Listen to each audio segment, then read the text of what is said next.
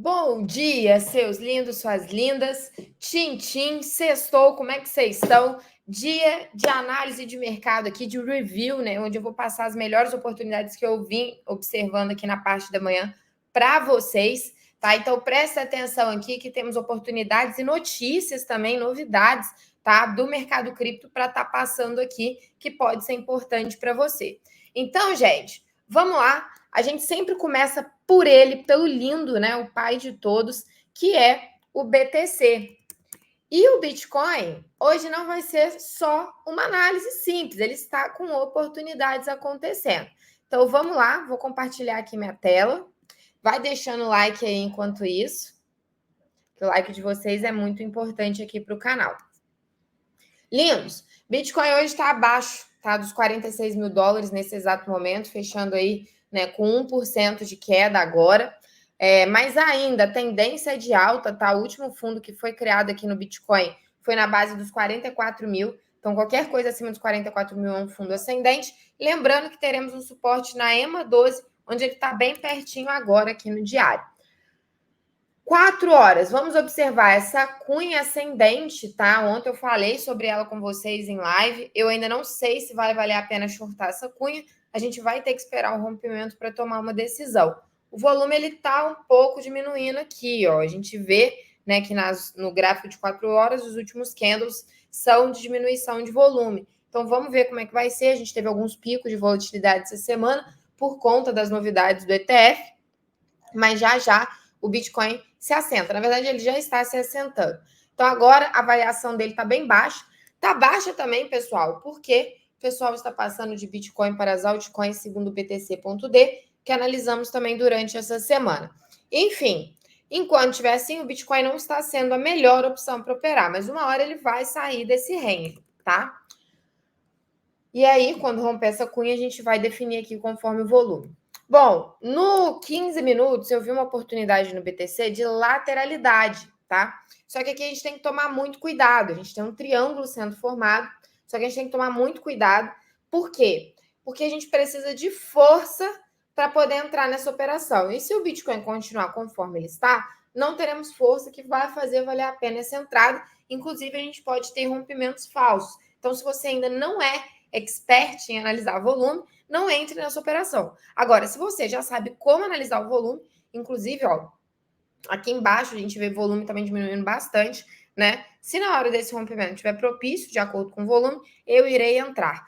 O rompimento para cima seria ainda mais viável, porque o range aqui do lado de baixo está curto, tá bem? Bom, pessoal, essa é a análise completa do BTC hoje. E agora eu tenho que falar com vocês a respeito da minha estratégia para Ethereum. Todo mundo sabe que eu fico comprada em Ethereum pesada, né? Bitcoin e Ethereum são as principais criptomoedas aí da minha carteira. Então agora é o seguinte, a Ethereum está bem mais forte que o BTC. Nesse exato momento, quando a gente olha ela com dólar, né? A gente vê que rompeu aquela resistência dos 24 mil dólares, que a gente 24 mil dólares não, 2.400 dólares, que a gente ficou falando nos últimos dias. Só que andou de alta, mas está sobrecomprado no diário. Porém, aqui no 4 horas, ainda há uma possibilidade de uma bandeira de alta, tá? E a gente vai observar agora a resistência aqui anterior para confirmar qualquer padrão aqui na Ethereum. Aqui, ó. Beleza? Mas mais importante que isso, eu não pretendo nem operar essa região aqui da Ethereum, tá? Porque a minha estratégia vai ser em relação ao Ethereum BTC. Ethereum está mais forte que o BTC nos últimos dias. Isso não é segredo para ninguém, mas segundo o gráfico, né, de Ethereum BTC, isso fica ainda mais nítido. Eu vou olhar o rompimento da resistência anterior do 0,0583, tá?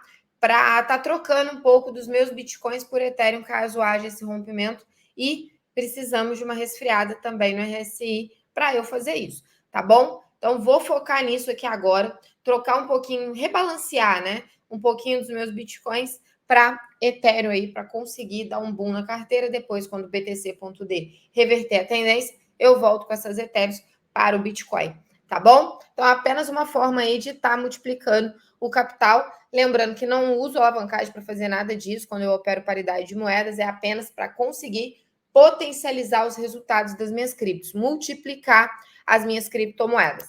Vamos em SUI agora. SUI, rapaziada, foi uma moeda que subiu muito, né? Nos últimos tempos, inclusive ontem, né? No último dia. A SUI está com 5,44%. Te vê aqui, né? Que ela teve uma alta, tá fazendo aqui, inclusive, um fundo arredondado. Vamos aqui para o 4 horas. No 4 horas, eu começo a ver, igual no Bitcoin, um padrão de reversão. Beleza? Passar para uma hora que fica mais nítido. A gente tem uma cunha ascendente em SUI. Beleza? Então, eu vou observar também esse rompimento. Olhar SUI e BTC é uma opção para ver qual que vai estar mais interessante da gente operar. Caso haja um rompimento do Bitcoin junto da SUI, eu vou operar na moeda mais fraca. Lembrando que tudo que vai, volta. E a SUI já foi demais. Então, ela começando a ter um enfraquecimento em relação ao Bitcoin e rompendo cunha descendente, é um bom indicativo de reversão de tendência. Setup mãezinha. Tudo que vai, volta. Rompendo aqui, provavelmente estaremos prestes a confirmar um pivô de baixa. Agora, gente, Injai. Hoje eu peguei boas oportunidades aqui. Injai. Também foi uma moeda que subiu muito, foi um dos maiores trades do ano de 2023 que fizemos juntos, né? Lá foi o primeiro do desafio dos 21 dias, dava para estar comprado aqui até agora, inclusive. Mas está ameaçando um topo duplo. Tudo que vai e volta, a gente está observando isso aqui também, né? Tem ali a resistência dos $45. E ontem eu falei com vocês a respeito dessa cunha. Rompeu. Se você pegou, ótimo. Continua aí. Já dá para colocar, inclusive, o stop no topo anterior, no 39,94. Ah, Raquel, não entrei. Não deu para entrar, tá? Se não deu para você entrar, o que você vai fazer agora? Você vai começar a observar lá no 15 minutos. Lá no 15 minutos que a gente está com a oportunidade lá. E se romper para baixo, vai fazer ainda mais sentido, que vai ser continuação, né, daquela cunha no tempo gráfico maior em relação ao topo duplo. Temos um triângulo simétrico aqui a ser rompido, tá? A gente teve aqui um fake out, então tem que tomar muito cuidado também, observar o volume, tá? No 15 e no 5, para ver se vai estar propício para esse rompimento. Estando propício para esse rompimento, short, Injai, e leva essa movimentação com alvos pautados nos tempos gráficos maiores, tá? Então, eu vou colocar uma parcial aqui na EMA 26 e depois vou levar como se fosse um topo duplo já com stop na entrada. Beleza? Caso venha perder essa média. Então, são essas as estratégias. E agora eu tenho que falar com vocês a respeito de FTT. A FTT, deixa eu voltar aqui com o gráfico rapidamente. A FTT, rapaziada, ela tá subindo bastante, tá? Hoje, né? De ontem para hoje, aliás, ela tá com 15, quase 16% nesse exato momento aqui. Graficamente, isso teria dado para pegar uma entrada, mas confesso que eu não estou acompanhando muito a FTT, aposto que muitos não estão, porque foi uma moeda que ficou bem esquecida por causa da FTX e de vez em quando ela volta para dar uns picos. Agora, existe uma chance dela fazer um oco aqui, no 15 minutos está mais nítido, rompendo essa LTA, vou shortar, tá? Por quê? Porque a FTT ela subiu por um motivo. E quando existe uma notícia, independente de qual ela seja, né?